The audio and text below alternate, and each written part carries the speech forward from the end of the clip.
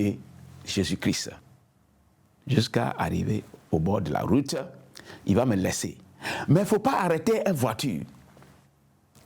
Il y aura une voiture blanche qui va venir arrêter à côté de toi. Il y aura 3 personnes dans la voiture. C'est cette voiture là-bas. Une personne va te dire, Philippe, monte. Lui aussi, il ne me connaissait pas. Il va prononcer le nom Philippe encore. C'est cette voiture-là qui va me prendre aller au village. 3e jour là. Et le monsieur dit, je suis un homme, grand homme de Dieu. Et c'est moi qui va changer le monde. Donc, travail que l'apôtre Paul a fait là, et il n'a pas fini là, je vais achever le travail. Donc, il est venu pour m'avertir ça. 3e jour, ça est venu textuel comme ça. Je suis rentré au village. Mes frères disaient que si quelqu'un vient de prison là, il ne peut pas directement rentrer dans le temple de Vaudou. Il doit faire sacrifice pour laver parce que la malédiction ne rentre pas dans le truc. Je suis sorti de prison là, je suis devenu malédiction pour le diable. J'ai dit, quand j'étais dans la prison, vous n'êtes jamais venu pour me rendre visite. Donc personne ne vous a rendu visite en prison? Non, mes frères, personne. Ils m'ont abandonné complètement. C'est là que j'ai vu que l'homme n'est pas bon. L'homme n'est pas bon. Si tu as les jetons, si tu as quelqu'un mangé là, ils vont venir comme le poulet. Dès que le maïs là est fini dans ta main, le poulet là, ça va. Donc c'est là que j'ai étudié la vie de l'homme. Beaucoup même, j'ai compris beaucoup de choses. J'ai dit, ok, ils vont m'arracher, raser. Ils vont raser la tête. Raser pour tuer mouton sur mes pieds, pour me laver avec le sang. Et puis, j'ai dit, c'est lui qui est venu me laver avec le sang et m'a arraché déjà là. C'est Jésus-Christ. Donc, moi, personne ne fait pas des choses comme ça. Il dit quoi? Toi, tu dis quoi? Et puis, ils ont fait sortir voiture, tam-tam. Il y a un tam-tam qu'on ne tape pas. Mais si on tape, ça signifie que quelque chose de grave est arrivé. Quand j'ai dit ça là, mes frères, grands frères, ils ont fait sortir tam-tam là avec tête crâne de l'homme. 3 autour des tam-tam là. Ils ont tapé ça. Et puis les gens, les anciens commençaient à sortir. Ils sont venus dans le village. Dit maintenant, notre chef de Vaudou là, il est venu, on doit le laver 7 minuit. J'ai dit non. Il dit non. Moi j'ai dit non. Eux aussi ils disent non. Jusqu'à bon, je me suis abandonné. Et puis ils ont fait ça. Je n'ai même pas, quand ils ont fini ça, mais je n'ai même pas envie de rentrer dans le temple de Vaudou encore.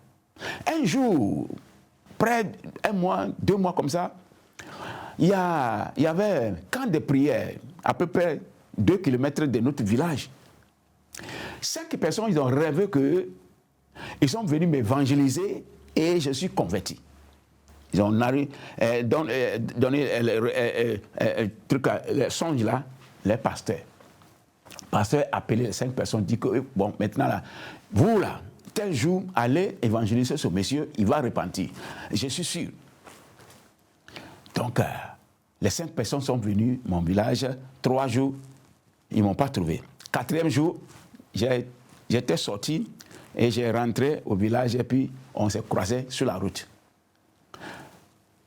Les 5 personnes qui ne me connaissaient pas là, une personne parmi eux, il m'a pointé le doigt. Et oui, c'est lui. J'ai vu en rêve là, c'est lui. On t'a pointé sur. Mais chez nous, on ne pointe pas le doigt sur l'homme comme ça.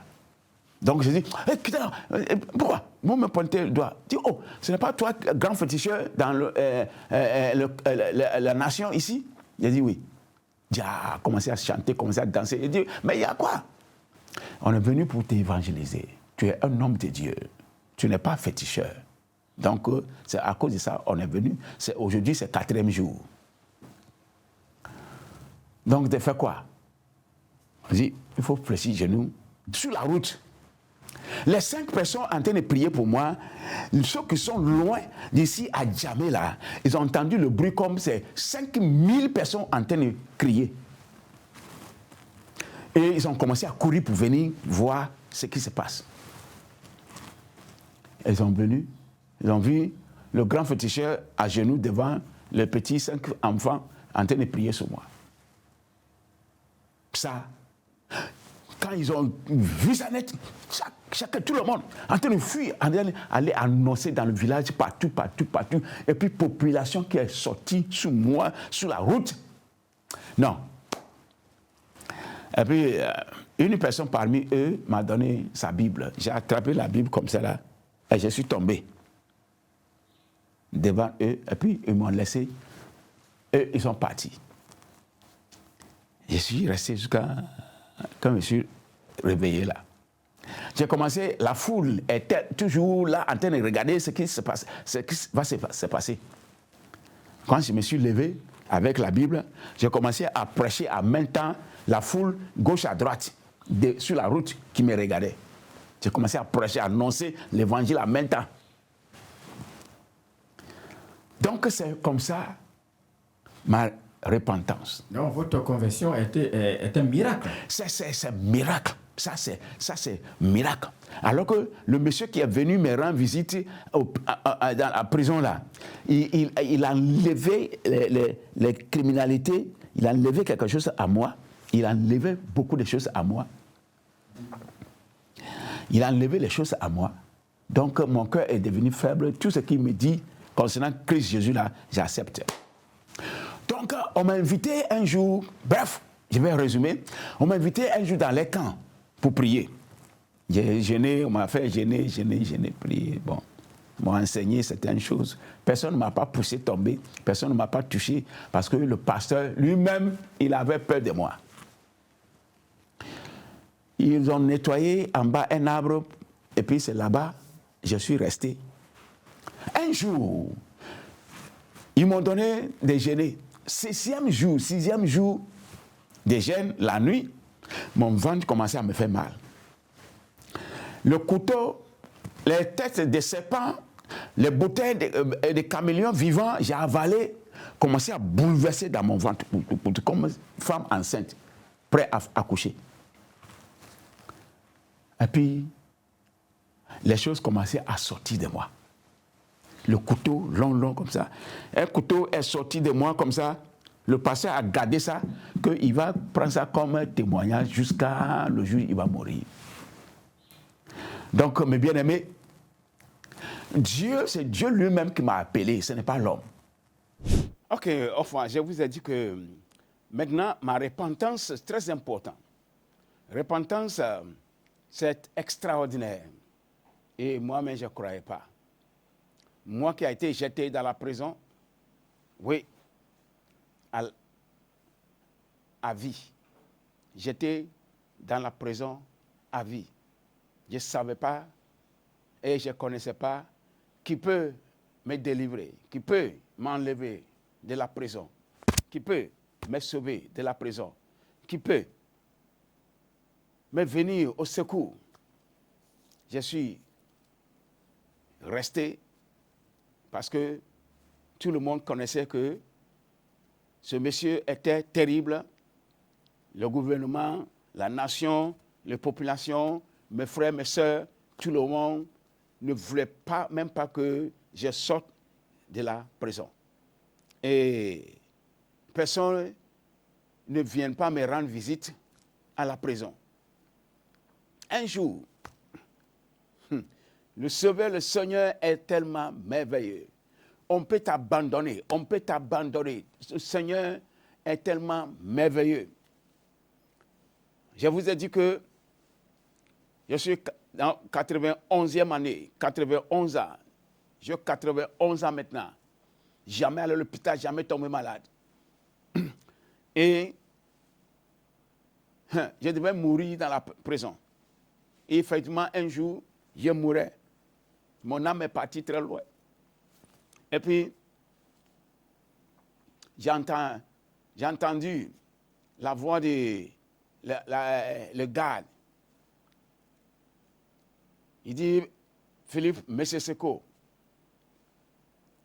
Et ce Philippe Meseseko, et puis le prisonnier m'a aidé vers le militaire qui est à la gare. Il disait, quelqu'un visiteur est venu me rendre visite à la prison. En rentrée dans la salle de visite, j'ai vu un monsieur avec grand boubou, gaillard comme ça. Il disait, Philippe, c'est moi qui t'ai appelé. J'ai eu peur de l'approcher. Lui-même, il est venu vers moi. Il reste 3 jours, ils vont te libérer. Moi, qu'on ne m'a jamais jugé. Il reste 3 jours, ils vont me libérer. C'est tellement étonnant. Je ne croyais pas.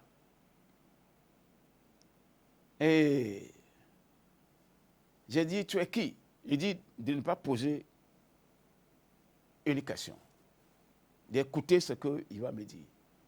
Je serai grand homme de Dieu. C'est Dieu qui m'a choisi d'être son serviteur. Je travaillerai comme apôtre Paul. Quand je sortirai de la prison, à la grande portail, quelqu'un va venir me rencontrer. Il va m'envoyer derrière la prison pour me payer manger pour manger. Mais je ne veux pas manger parce que je vais avoir peur. Et le monsieur va me laisser. Du coup, deuxième personne va venir me chercher et on va marcher pendant 3 kilomètres de distance à un lieu qui m'a indiqué. Mais arrivé au bord de la route, là, je dois pas, le monsieur va m'enseigner qui est Jésus-Christ jusqu'à le point d'indication.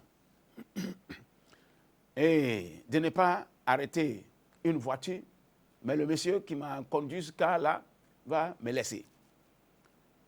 Et une voiture va venir m'arrêter à côté de moi. Il y aura 3 personnes dans la voiture. Et c'est ça qui va me conduire au village. Le 3e jour, c'est venu exactement.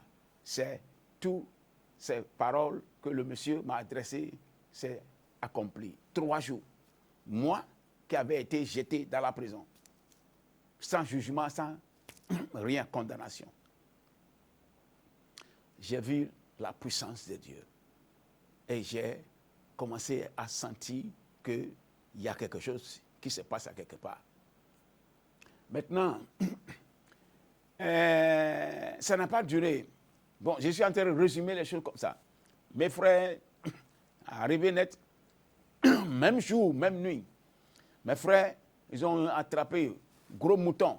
Ils vont me laver avec le sang, parce que quelqu'un qui a fait la prison, on doit faire cérémonie sur lui avant de rentrer dans le temple de Vaudou. J'ai dit, quand j'étais là, vous n'avez jamais venu me rendre visite. Celui qui est venu me rendre visite, il a déjà fait sacrifice pour moi. C'est fini. Il dit, non. Hein, toi, tu es venu encore. On parle, toi, tu parles, tu ne veux pas nous écouter. Rapidement, ils ont pris, on a des tam-tams avec 3 têtes humaines autour. Ils ont tapé ça, les grands sont ailleurs dans le village là. Ils sont venus la nuit là et ils ont tué un mouton en sacrifice sur ma vie. Même ce jour-là, je ne sentais même pas qu'ils m'ont fait quelque chose. Et je ne rentrais même pas dans le temple de notre Vaudou encore. Le Nouveau Testament qui m'avait été donné dans la prison, c'est ce que je lisais seulement. Il y avait un camp de prière non loin de notre village. Il y a 5 personnes qui ont fait rêve que ils ont venu m'évangéliser et je suis repenti. Grand féticheur dans la nation est repenti. Le pasteur les a appelés. Chacun a raconté l'histoire au pasteur. Le pasteur les a appelés après et puis il dit, Donc, vous tous, vous avez fait le même rêve, mais ils n'habitaient pas en même lieu.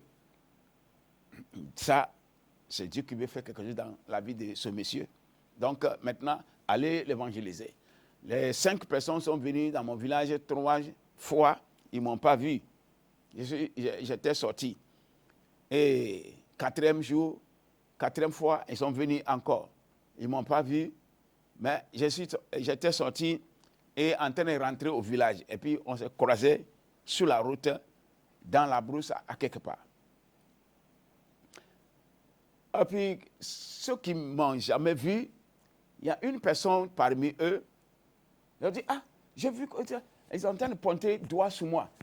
On dirait, c'est lui, on dirait c'est lui. Mais chez nous, on ne pointe pas le doigt sur quelqu'un comme ça sur la route. C'est comme envoûtement, c'est comme quelque chose, quoi. Donc, j'ai commencé à crier sur eux. Mais quoi, est-ce que vous êtes malade? Il dit, non, papa, ce n'est pas toi qui es grand féticheur dans la nation qui est ici, là. J'ai dit, oui. Et à quoi? Il commençait à chanter, à danser, commençait à louer le Seigneur, en train d'être content. J'ai dit, ah, mais c'est à quoi? Il dit, papa, on est venu parce que le Seigneur t'aime. Il est venu te rendre visite afin que tu sois converti au Seigneur. Parce que le Seigneur t'aime. Il veut que tu sois son instrument pour travailler pour lui. Comment je dois faire? On dit, les 5 personnes me disaient de me fléchir genoux devant eux, ils vont prier sur moi sur la route, tout de suite. Souvenez-vous que l'apôtre Paul a été attrapé sur la route encore, aussi. Toutes ces choses-là, vraiment, ça m'a marqué. Aujourd'hui, si je lis la Bible et puis je vois de certaines choses qui se passaient dans ma vie, je suis en train de résumer les choses pour vous seulement. Je suis en train de résumer tous mes témoignages. Ce n'est pas tout ça. Ça, c'est résumé. On n'a pas le temps même. Sinon, 10 ans, je ne peux pas finir ce que j'ai fait. Ce que j'ai fait dans l'adoration du diable. Le diable, chaque seconde, ce qu'il fait, il peut détruire toutes les nations. Chaque seconde. Et j'ai servi le diable 45 ans. Chaque seconde, il peut détruire 1000 personnes. Mais 45 ans, calculez ça, vous allez voir. J'ai dit, mon témoignage ne peut pas finir. Le diable m'a détruit. Il veut m'utiliser, il veut me détruire complètement. Mais Dieu, par sa miséricorde, je ne savais pas que Dieu même m'aimait comme ça. Je ne savais pas. Quoi, moi, premier criminel, premier pécheur dans le monde entier. Pourquoi Dieu peut m'aimer? Alors que je suis instrument pour mon Dieu. Je suis bon instrument pour mon Dieu. Oui. Et il m'a gardé dans la vie. Je n'ai jamais allé à l'hôpital, jamais tombé malade. Ça, c'est la grâce de Dieu. Je peux partager ma vie avec vous. Je peux vous pétrir. Je peux vous enseigner. Écoutez-moi. Donc, les 5 personnes en train de prier sous moi là, c'est comme 5000 personnes en train de prier. Les gens de loin ont entendu le bruit de 5 personnes. Ils sont en train de courir pour venir, mais regardez ce qui s'est passé sur la route. Et puis ils ont vu que c'est le vieux, le féticheur, le grand féticheur qui fléchit les genoux devant les 5 personnes en train de prier sur lui. C'était extraordinaire. C'est incroyable. Quelqu'un vient me trouver net, il fuit en un temps, il rentre dans la brousse. Dans le village, il a commencé à crier dans le village de loin. Et tous commençaient à venir me voir sur la route. 5 personnes en train de prier. Le bruit, là, c'est comme 5000 personnes en train de faire le bruit. Et quand ils ont fini, ils ont parti. Mais une personne parmi eux m'a donné sa Bible. Et puis quand j'ai attrapé comme ça, oh, c'est comme je suis évanoui. Et puis, avant de revenir en vie ici, j'ai vu une multitude de personnes sur la route. Le groupe de personnes qui sont à côté droite, on ne peut pas compter. Ceux qui sont à gauche, on ne peut pas compter. Et puis je suis au milieu d'eux. Je suis par terre, au milieu d'eux. Il dit, le monsieur est en train de devenir fou. Le monsieur va mourir. Et le grand petit gens comme ça, là, comment les enfants, petits enfants, peuvent venir le blaguer comme ça. Et c'est fini pour lui. C'est sa mort qui est là. Tout le monde parle pour lui. Je me suis levé par la tête devant eux. En même temps, j'ai commencé à les évangéliser en même temps. En même temps, sur la route, j'ai commencé à évangéliser la foule de deux groupes de gens qui étaient là en train de me regarder. Et ce jour-là, jusqu'à aujourd'hui, je prêche la parole de Dieu. Mais bien aimé, ce qui m'étonne aujourd'hui, c'est que j'ai tenté beaucoup de pasteurs. Mon témoin, en tout cas, mon témoin ne peut pas finir. Oh, God. J'ai vu la puissance de Dieu avant ma repentance. La puissance de Dieu. Les vrais hommes de Dieu, je les ai tentés. Ce qui m'arrivait. Je ne vous ai pas dit ça. Sinon, vous allez étonner. Dieu est là. Oh, alléluia. Oh, on doit l'adorer. Dieu est là. Dieu existe véritablement. J'ai vu mon Dieu. J'ai vu la puissance. J'ai vu la puissance de Dieu. Donc, on m'a invité dans les camps de prière pour venir prier pour ma délivrance. Et je suis parti. Les choses, je vous ai dit que j'ai avalé dans la forêt. Pendant mon témoignage, j'ai dit qu'on m'a donné 7 têtes de serpents, 7 couteaux attachés. Et j'ai avalé une bouteille avec 7 caméléons vivants. J'ai avalé beaucoup de choses là. J'ai commencé à chier tout. Camp de prière. Quand on m'a donné déjeuner, 7 jours, 6e jour, les choses commençaient à sortir de moi.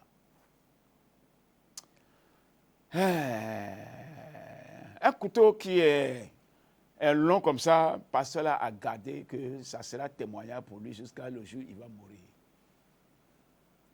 Mais bien aimé, j'ai commencé, c'est camp de prière pour l'église Pentecôte. Donc je suis devenu les membres. Et j'ai commencé à crier les églises dans le village, dans les villes, partout. Moi, c'est pour crier, pour annoncer, pour témoigner, et les gens vont venir écouter, et puis je vais installer l'église, je quitte là-bas, je vais dans notre village, et notre ville, comme ça, je faisais ma vie avant. Et l'église Pentecôte, l'église baptiste, l'évangélique, plusieurs églises. J'ai travaillé pour eux avant. Et maintenant, j'ai fait école pastorale, ils m'ont aidé pour faire école pastorale. Il y a beaucoup de diplômes de pastoral. Mais écoutez ce qui s'est passé. J'ai brûlé mes fétiches. Quand je suis repenti, j'ai brûlé tout le diable que j'avais. Et je suis devenu pasteur. École pastorale, 3 ans, beaucoup de diplômes. Écoute-moi bien. Mais le diable que j'ai brûlé là, que j'adorais avant là, les bêtises que je faisais avant là, si je dors dans ma chambre là, il vient m'attraper pour m'attacher, ouvre la porte, je ne sais pas comment la porte là, ils ont le pouvoir d'ouvrir la porte que moi j'ai fermée, et puis ils vont me laisser sur la route, ils vont me jeter sur la route, attaché. J'étais sur la route, attaché. Le lendemain, je vais me réveiller et puis je me suis trouvé sur la route. J'ai dit, Dieu, si c'est comme ça, je dois mourir. Je ne peux pas retourner dans le bêtise encore. Il faut que je m'en aille avant. Et un jour, si Dieu, beaucoup de diplômes que j'avais, et toujours le diable peut me menacer, donc ce n'est pas la peine de vivre encore. Donc, je préférais mourir. Et effectivement, j'ai commencé à rentrer dans certaines choses que ma vie doit prendre fin. Je ne mange pas, je ne bois pas l'eau. Et puis, j'ai commencé à mourir. Bon, dans certaines périodes, 2 mois comme ça, je ne peux pas, je ne sais pas où j'étais. Je suis mort. Les gens disaient que je suis mort, en train de préparer mon cercueil. Bon, cette période-là, je n'arrive pas au juste à rencontrer l'histoire dans cette période. Maintenant, un jour, je suis perdu dans la forêt. Quelque chose m'a conduit dans la forêt. Je suis resté dans la forêt 7 mois. J'ai pris cahier de 400 pages avec bic et l'ancienne Bible écrite dans notre langue que les 5 personnes m'ont donné dans la forêt. Et 5 mois d'études, d'enseignements, d'études. Voilà, je vais vous présenter certains livres que j'ai écrits pour dévoiler les secrets des diables. Ce livre-là, vous devez avoir ça obligatoire. Chacun doit avoir ça obligatoire. Chaque famille doit avoir ça obligatoire. Tu sais lire ou pas, tu dois avoir ce livre, tout le monde entier. 1000. Le monde entier doit avoir ce livre pour pouvoir dominer le pouvoir de ce monde. Parce que si un esprit est dévoilé, sa puissance, ça a pris fin. Si un esprit, tous les esprits est dévoilé. Mais dans ce livre, j'ai dévoilé que non seulement j'ai dévoilé rien que les démons. J'ai dévoilé rien que les démons dans ce livre. Donc c'est bon pour vous pour avoir une copie. Dans votre famille, si tu ne sais pas lire, déposez le livre par terre, ils vont marcher dessus, les enfants vont marcher dessus. Le diable est dévoilé. Ça ne peut pas travailler dans votre vie encore. C'est fini et c'est terminé. Bien, c'est ça qui est le livre que j'ai écrit pour aider l'humanité. Un portrait. Maintenant, écoutez-moi bien. Quand j'étais dans la forêt, 7 mois d'enseignement, parce que école pastorale, j'ai fait 3 ans, avec beaucoup de diplômes, ne m'a pas aidé. L'école pastorale ne m'a pas aidé. Donc, l'esprit m'a conduit dans la forêt pour l'entraînement. Et 7 mois, je suis perdu dans la forêt. Mes frères, mes soeurs, ils disent, je suis devenu un fou. Et la population, tous les quartiers, tout le monde entier, a commencé à m'insulter, a commencé à dire ce qu'il veut. Tout le monde. Je suis devenu un fou devant tout le monde, dans la forêt. Alors que c'est l'entraînement que Dieu est en train de m'entraîner pour devenir très puissant, pour annoncer sa parole, pour l'annoncer, pour annoncer l'évangile. C'est l'entraînement de Dieu, ça devient un fou devant les hommes. Ah oui, ça c'est ce que la Bible a dit. Donc, quand j'étais dans la forêt là, si le sommeil m'a pris un peu, je veux doser un peu, ou bien je suis fatigué, même si je suis là physiquement, même, on place tableau devant moi, commencer à m'enseigner. Les enseignements qu'on m'a enseigné, c'est la connaissance de la mort de Jésus et sa résurrection. La mort de Jésus et sa résurrection. Rien que ça, rien ne peut pas te faire enfant de Dieu. Rien ne peut te faire approcher à Dieu. Rien ne peut te faire agréable à parler devant Dieu. Rien ne peut te rendre juste devant Dieu que la connaissance de la mort de Jésus et sa résurrection. Pourquoi ça? Parce que l'ancienne vie doit mourir. Pourquoi? Parce que l'ancienne vie est contaminée par les démons, l'esprit familial, l'esprit d'origine, contact avec le monde là, c'est l'ancienne vie qui est le contact avec le monde. Donc cette vie qui ne peut pas plaire à Dieu doit mourir. C'est pourquoi la Bible dit, la chair et le sang n'héritent pas le royaume de Dieu. Donc cette vie-là mérite destruction. Jésus est venu, il a crucifié cette ancienne vie-là sur la croix. Et il nous a fait ressusciter. On est mort en lui et ressuscité en lui. Comme Romains chapitre 6, verset 3 à 11 nous a dit. On est mort en lui. On n'est pas mort dans l'eau. Hein. Le mot, si une vie en train de quitter dans le ténèbre, quitter dans le péché, quitter dans la mort, est en train de rentrer dans une vie éternelle, on a nommé ça spirituellement, langage spirituel, baptême. C'est le langage spirituel, baptême. Déplacement d'une vie dans une vie éternelle. Une vie limitée dans une vie éternelle, ce langage qu'on prononce sur cette vie-là, c'est baptême. Donc, le langage spirituel, ce n'est pas le langage charnel qu'on doit prendre l'eau, on va t'attraper pour plonger dans l'eau comme un poisson. Non, je refuse ce comportement. Ce n'est pas la chair qui a besoin de purification. C'est ton âme qui a besoin de purification. C'est ton âme qui est rentrée dans le péché. C'est ton âme qui a péché. La chair n'a pas péché. La chair est pleine de péché. La chair a été créée par le péché. La chair, sa nature, c'est péché. Donc l'âme qui est rentrée dedans, la chair doit mourir pour libérer l'âme. C'est comme ça l'enseignement. C'est ce que j'ai reçu dans la forêt. Hey, mes peuples de Dieu, mes enfants bien-aimés, si tu n'as pas connu la mort de Jésus et sa résurrection, tu n'es pas enfant de Dieu. Et tu ne prêches pas la parole de Dieu. Hey, tu peux être pasteur. Des années, c'est faux, c'est mensonge, tu ne comprends rien. La mort de Jésus et sa résurrection, changement d'une vie. Avant d'être enfant de Dieu, Dieu veut pétrir, Dieu veut refaire, Dieu veut travailler sur la vie de l'homme. Travailler, non pas ancien vie potor comme ça, plein de péchés, abominations, et puis tu dis, je suis enfant de Dieu. Tu es enfant de Dieu comme ça. Dès que tu es rentré dans ciment et bâtiment construit par ciment et sable, électrifié et instrumentalisé là, donc tu es devenu enfant de Dieu comme ça, pourri comme ça. Non, mon Dieu, je connais, c'est faux. C'est faux, mensonge.